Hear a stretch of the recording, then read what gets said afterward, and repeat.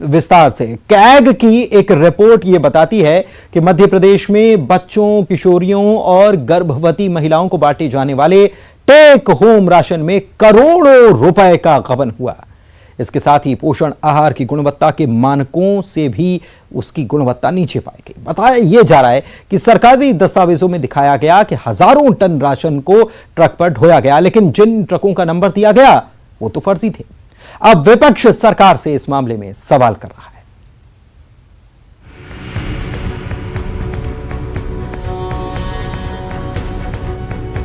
पोषण आहार योजना के तहत गरीब बच्चों और महिलाओं को मिलने वाला राशन भ्रष्टाचार की भेंट चढ़ गया है।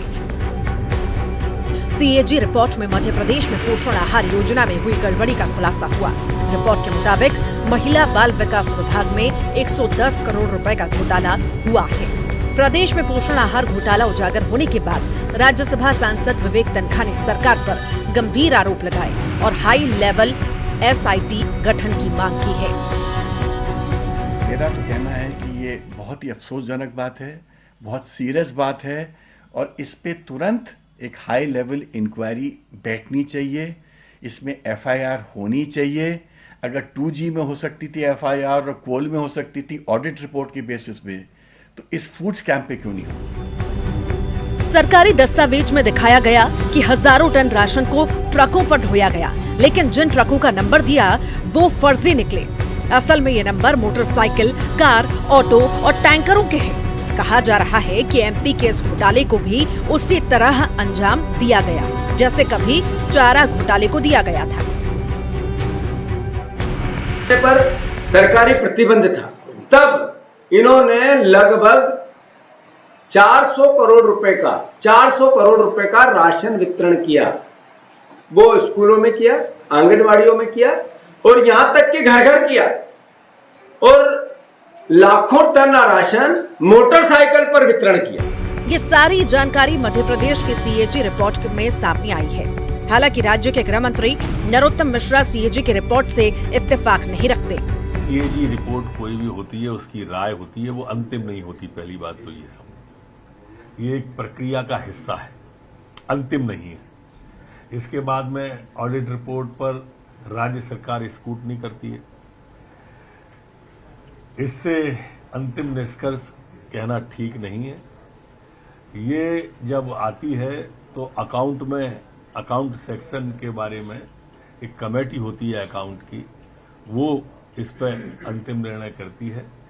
लोक लेखा समिति में जो विधानसभा के अंदर विधायकों की होती है और प्रतिपक्ष का व्यक्ति उसके अंदर लोक लेखा समिति का अध्यक्ष होता है, कभी कभी वहां भी जाती है। हालांकि सूत्र बताते हैं कि अभी सिर्फ कुछ ही जिलों की जांच हुई है और उसी में इतना बड़ा घोटाला सामने आया है।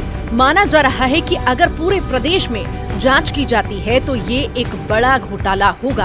कांग्रेस का दावा है कि किसी निष्पक्ष एजेंसी से जांच कराए जाने पर कथित राशन घोटाला 250 से 300 करोड़ रुपए का निकल सकता है। कांग्रेस का कहना है कि आगामी शीतकालीन सत्र में पार्टी राशन घोटाले का मुद्दा उठाएगी।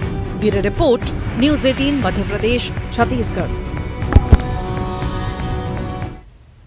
पोषण आहार घोटाला मामले पर विपक्ष के आरोपों पर शिवराज सरकार के मंत्री विश्वास सारंग सफाई पेश कर रहे हैं। मीडिया से बात करते हुए उन्होंने बताया कि कैग की रिपोर्ट में जिन वाहनों को लेकर सवाल उठाए गए हैं वे वास्तव में ट्रक के ही नंबर हैं और टाइपिंग एरर के चलते ऐसा हो गया। इस समय जो अवधि है उसमें 1764 गाड़ियों के माध्यम से, ट्रकों के माध्यम से टीएचआर का ट्रांसपोर्टेशन हुआ है और उसमें से 34 गाड़ियों के बारे में एजी ने अपनी आपत्ति की है और उस रिपोर्ट में ये बात की गई है कि इसमें जो गाड़ी नंबर है वो ट्रक का नहीं है बल्कि किसी और व्हीकल का है।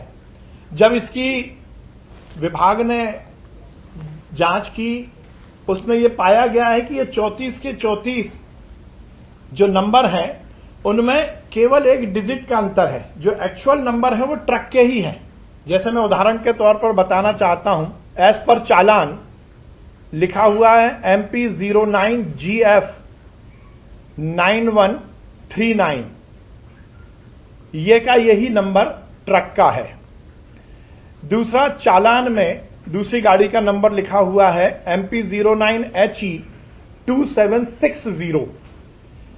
अब इसमें चालान के हिसाब से उसमें लिखा गया MP09HG 2760, जबकि वो गाड़ी थी MP04HE 2760।